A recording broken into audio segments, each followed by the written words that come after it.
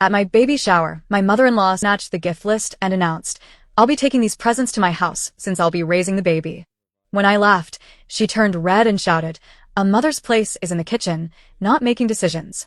My husband nodded and said, "She's right." I stood up and whispered, "Check your prenup." He turned pale when he read it because I should have known my mother-in-law would find a way to ruin my baby shower. Celeste had always been a force to be reckoned with. She was the kind of woman who thrived on control, who inserted herself into every aspect of our lives, who made sure her opinions were not just heard but obeyed. From the moment I married her son, Damien, she treated me like some unqualified temp worker, temporary, replaceable, incapable of handling things without her supervision. I tried. I really did. For the sake of my marriage, I bit my tongue more times than I could count. When she criticized my cooking, I let it go. When she showed up uninvited to our honeymoon suite because she just wanted to check in, I swallowed my anger.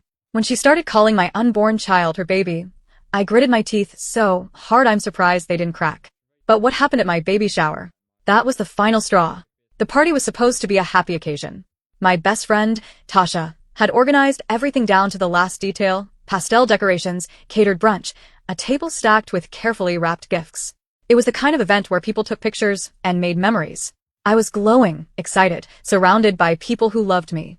For once, I let my guard down. Then Celeste arrived. She swept in like royalty, overdressed for the occasion in an outfit that screamed, "I want all eyes on me." The air changed the second she walked through the door. Conversation stalled. A few people exchanged uneasy glances. Even Tasha stiffened next to me.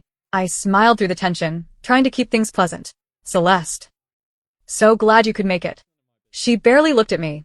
Her eyes scanned the room before landing on Damien, who had been lingering near the drinks table. She marched straight to him, grabbed his face between her hands, and kissed his forehead like he was a 5-year-old. Then she whispered something to him. He nodded, eyes flicking toward me.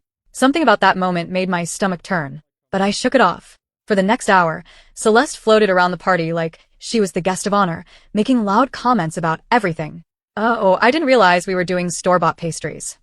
I suppose everyone is just letting themselves go these days. Pregnancy or not, a woman should maintain herself. Well, when I had my babies, we didn't need all these silly games. We just focused on the baby, not ourselves. People laughed awkwardly, not sure how to respond. I clenched my fists under the table. Then we got to the gifts. I was in the middle of unwrapping a beautiful stroller from my aunt when Celeste suddenly stood up. Without a word, she walked straight to me and snatched the gift list out of my hands. Everyone froze. "All right," she announced, loud and clear. "I'll be taking these presents to my house, since I'll be raising the baby." Silence. It took me a second to even process what she had just said. Then laughter. Not mine. The guests. They thought she was joking. Surely she was joking. Who would say something like that and actually mean it? But when I looked at her face, smug, certain, completely unfazed, I felt my blood turn cold. I forced a laugh, trying to defuse whatever the hell was happening. "That's funny, Celeste. But I think I'll be keeping my baby's gifts." She didn't even crack a smile. Instead, she squared her shoulders and said, "A mother's place is in the kitchen, not making decisions." The air was sucked out of the room. I turned to Damien, expecting him to say something, anything, to shut this down. Instead, he nodded. "She's right." The breath left my lungs. It wasn't just what he said. It was the way he said it. Like he was stating a fact. Like it wasn't even worth debating. Something inside me broke. I stood up so slowly the chair barely made a sound. Celeste took a step back. I walked over to Damien, leaned in close enough that he could feel my breath on his ear, and whispered 3 words. "Check your prenup." The color drained from his face. I watched as he pulled out his phone with shaking hands, scrolling through the document. His expression twisted from confusion to shock to something close to panic. I leaned in again. This time, my voice was barely a whisper. "If you side with her, you get nothing." Celeste saw the shift in his expression and lunged for the phone. "What does it say?" Damien pulled it away, like she might physically rip it from his hands. His breathing turned uneven. His hands were shaking so badly, he almost dropped the phone. You wouldn't actually enforce this," he stammered. I smiled. A slow, deliberate smile. "Watch me." Then, all hell broke loose. Celeste lost it. She turned red, an ugly, blotchy red that spread up her neck like she was seconds away from combusting. "This is ridiculous," she shrieked. "You need Damien. A woman needs a man. You think you can just survive without him?" Tasha, who had been quiet until now, finally stepped forward. "Oh, she'll be just fine." Celeste whipped around to glare at her. "This is family business."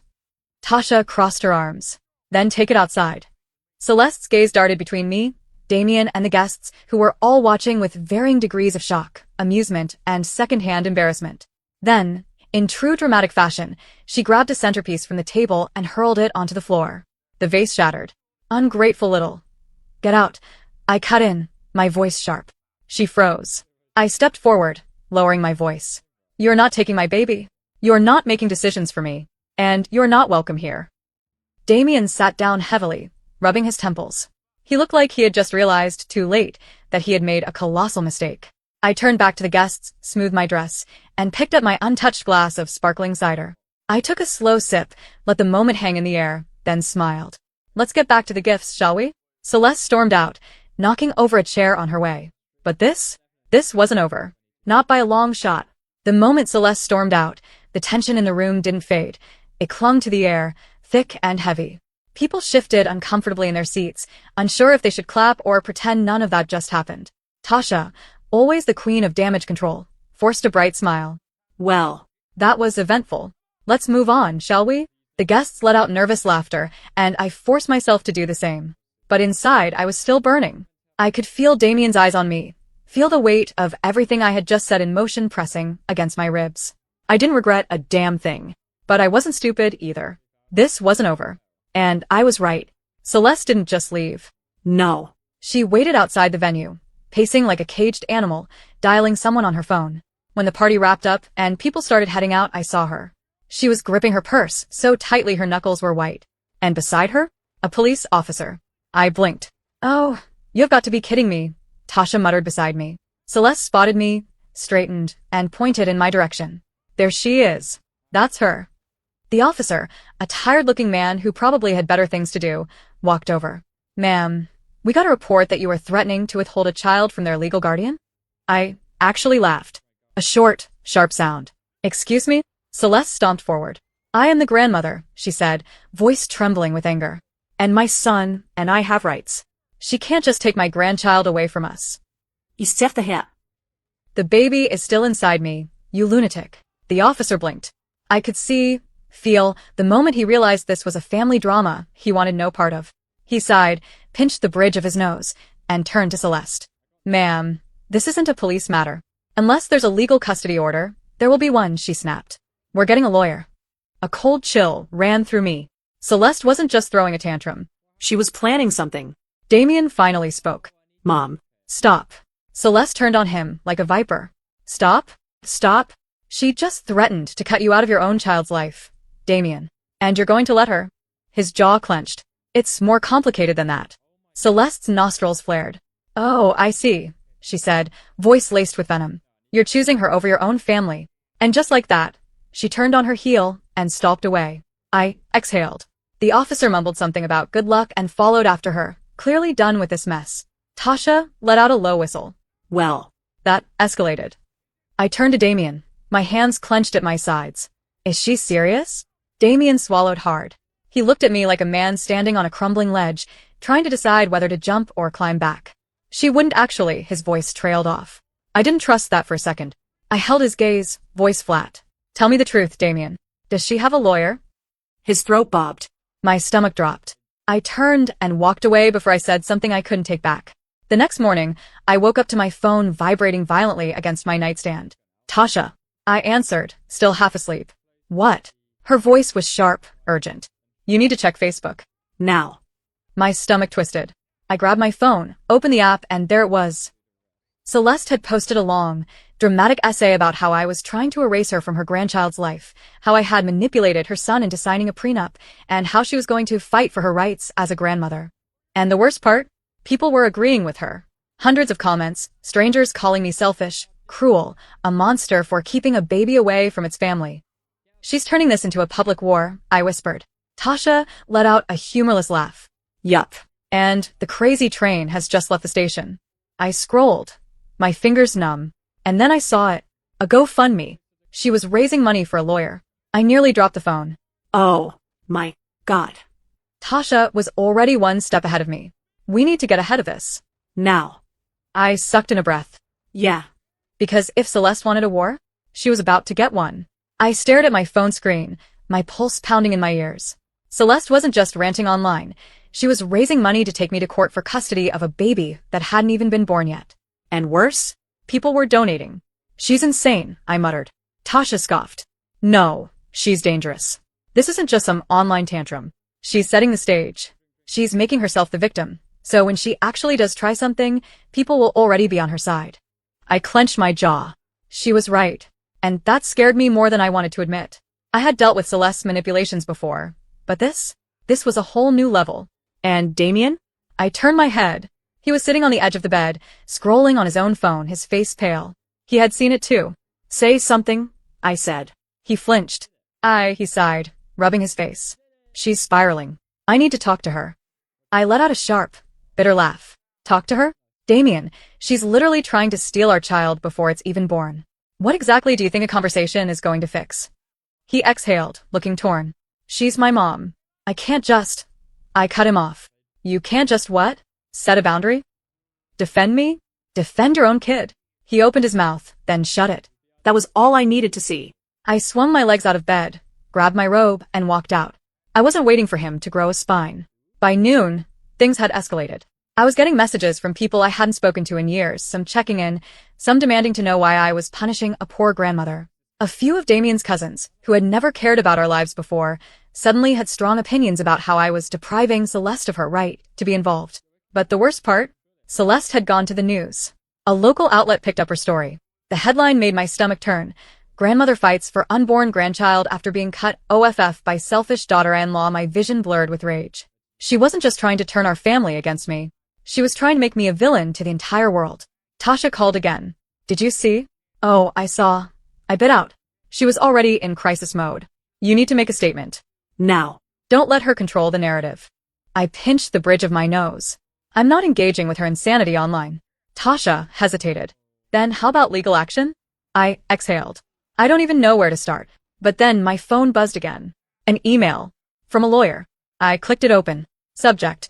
Urgent. Legal counsel regarding public claims and custody threats. Hello. I came across the recent article regarding your situation. I specialize in family law and cases involving manipulative family members. I've seen cases like yours escalate in ways that can be prevented if we act fast. If you're interested in securing legal protection before this spirals further, I'd be happy to discuss options. No charge for the consultation. Best, Ethan Caldwell, ESQ. I stared at it. Tasha's voice came through the phone. What's wrong? I swallowed. I think someone just threw me a lifeline. That night, I met with Ethan over Zoom. He was a no-nonsense type. Mid-40s, sharp eyes, the kind of guy who had seen things. The good news, he said, leaning forward. She doesn't have a case. At least, not yet. I frowned. What do you mean, yet? He sighed. She's building something. You can tell by how she's framing it. She's making herself the concerned grandmother and you the unstable mother. If she can convince enough people, she might try filing for emergency guardianship after the baby is born. Maybe even before, if she can spin some kind of danger narrative. My blood went cold. Can she do that? Not easily. But if she plays her cards right, if she gets Damien on her side, it gets messy, eh? I glanced at Damien, sitting silent in the corner of the room. He looked wrecked, like a man finally realizing just how much damage his mother was willing to do. Ethan wasn't done. You need to protect yourself now, before she makes her next move. I sat up straighter. How? He didn't hesitate. Restraining order. Legal documentation stating that she has no decision-making rights regarding your child. You need to cut her off completely, before she finds a way to twist the law against you. I sucked in a breath. That's extreme. Ethan's voice was firm. So, is what she's doing. Don't underestimate her. I hesitated. But deep down, I knew he was right. Celeste was already playing dirty. And if I didn't fight back now, she'd make sure I never saw my baby again. The next morning, I had papers filed. A cease and desist. A formal restraining order request. Documentation outlining that Celeste had zero legal rights to my child. It wasn't a victory. Not yet. But it was a line in the sand. And when Celeste was served, she lost it. She called Damien screaming. She's turning you against me. After everything I've done for you. He barely got a word in before she hung up. An hour later, my doorbell rang. I checked the camera. Celeste. Standing outside my house. With another police officer. My stomach plummeted. She had already tried the cops once. But now?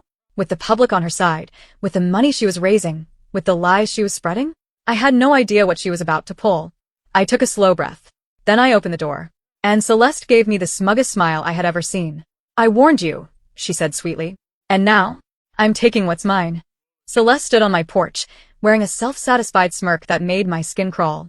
The officer next to her looked vaguely uncomfortable, like he already regretted being here. I warned you, she said, voice syrupy sweet. And now, I'm taking what's mine. I exhaled sharply. Officer, what exactly is happening here? The cop, Officer Brooks, shifted uncomfortably. Miss Calloway. It's Mrs. Calloway, I corrected. At least for now. Damien, who had been hovering behind me, stiffened. Good. Let him feel that. The officer cleared his throat. Right. Mrs. Calloway, your mother-in-law has filed for an emergency petition, claiming concern for the welfare of the child. I blinked. The unborn child? Celeste's smirk widened. Yes, dear. And with everything you've been doing, isolating Damien, manipulating him, threatening me, I had no choice but to take legal action. I turned to Damien, my jaw clenching. Did you know about this? His silence said everything. I took a step back. The hurt hit me harder than I expected. Tasha, who had been watching from the doorway, spoke up. This is insane. You can't just take someone's baby. She hasn't even given birth yet. Celeste gave her a tight, pitying smile. Oh, sweetheart. You wouldn't understand. You're not family. That was it. I stepped forward, my voice deadly calm. You think you're winning, don't you? Celeste's eyes gleamed. I know I am. Wrong, I said. Then I pulled out my phone and pressed play. Celeste's voice rang out, loud and clear. A mother's place is in the kitchen, not making decisions. I'll be taking these presents to my house, since I'll be raising the baby. The recording continued, catching every single deranged thing she had said at my baby shower. Every insult. Every threat. Celeste froze. The officer's face darkened. Ma'am, he said to her. You didn't mention this in your petition. Celeste's smug expression cracked. That's taken out of context. I scrolled and hit another clip. This one was a voice message she had left Damien a few nights ago. We need to make her look unfit. Say she's unstable, say she's drinking, do something. Once we get the baby, she'll be out of the picture. The color drained from Damien's face. Tasha let out a low whistle. Damn. That's a bad look, Celeste. Celeste lunged at me, but the officer stepped in. Ma'am, I strongly suggest you back up. She whirled on Damien instead. You let her record me. You let her trap me like this. Damien shook his head slowly. I didn't know she had that. His voice was hollow, broken. But I didn't feel sorry for him. Celeste turned back to me livid. You think this changes anything? She spat. I'll always be his mother. You're replaceable. I exhaled, then looked at the officer. Can I press charges for harassment? Celeste gasped. Officer Brooks nodded. Actually, with these recordings, you might even have a case for attempted coercion. And if you get a good lawyer, he trailed off. Well, she won't be filing any petitions anytime soon. Celeste screeched. She lunged again, but Damien caught her this time. Mom. Stop. His voice was raw, pleading. Just stop. She pushed him off, eyes blazing. You're choosing her over me? Damien closed his eyes. You didn't give me a choice. For the first time, Celeste looked shaken. She glanced between us, as if realizing for the first time that she wasn't going to win. Her lips trembled. Then, without another word, she turned and stormed off. The officer gave me a long look. You should still be careful. People like her don't let go easy. I nodded. Trust me. I know. Damien let out a breath and turned to me, eyes pleading. I didn't know she was going this far. I thought she was just venting. I stared at him. He was serious. He actually thought his mother's behavior was normal. I let out a bitter laugh. Wow. He took a step closer. Please. Let's fix this. I shook my head. No, Damien. you fix this. You fix yourself. Because I am done waiting for you to grow a spine. His face crumpled. I love you. I exhaled sharply, blinking back the sting in my eyes. That's the problem, Damien. My voice was barely a whisper. If this is what love looks like to you, then I don't want it. Tasha placed a hand on my shoulder. Come on, she murmured. Let's go inside. I nodded. And as I walked away, I didn't look back. 3 months later, my divorce was finalized. Celeste tried to contact me exactly once, to demand I let Damien be a father. I ignored her. Damien sent a long email apologizing, begging for another chance. I never responded. And when I finally held my baby in my arms, safe, loved, mine, I knew, with every fiber of my being, I had won.